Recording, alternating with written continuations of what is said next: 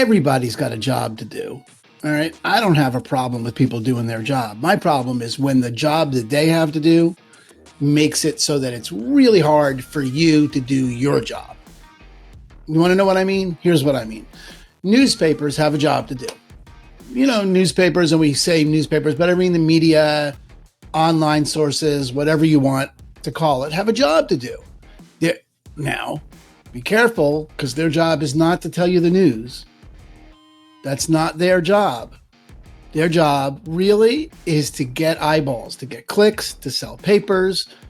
The first newspapers were actually advertisements that they decided to put information around to sell more advertising. They exist to sell advertising. That's the deal. You got to get clear about that. Everything you hear on the news is designed to get you to listen.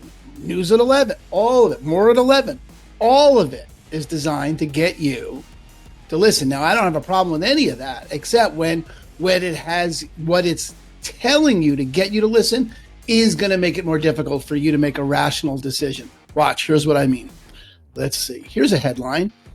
Wall Street, this is from the Wall Street Journal, the U.S. housing market to see the second biggest home price decline since the Great Depression. Now, that's as much of a scare tactic as I can imagine. The second biggest home price decline since the Great Depression. Oh my gosh. Oh, it's happening. The market's exploding. Oh, this is terrible. Except when you get into the actual data about it, it's not that big a deal. Listen, I'm not telling you what's going to happen in the future won't be a big deal. I don't know what's going to happen in the future, but neither do these people.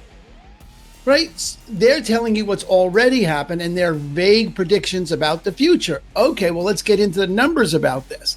All right, the second biggest home price decline since the Great Depression. All right, what does that actually mean? Well, you know, during the housing crash of 2008, it was a 27% decline. That was the biggest housing. This is the second biggest. What are they saying? There's Morgan Stanley, for whatever they're worth, are making an estimation of 7% home price decline. Okay, 7%.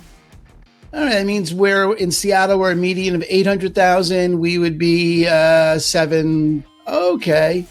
I mean, it's not great news, but given that the 800,000 became 800,000 from 600,000 in 2019 before the pandemic, you know, a 25% price increase to shave off 7%. Is hardly like the second biggest decline since the Great Depression. Oh, it's not that big a deal.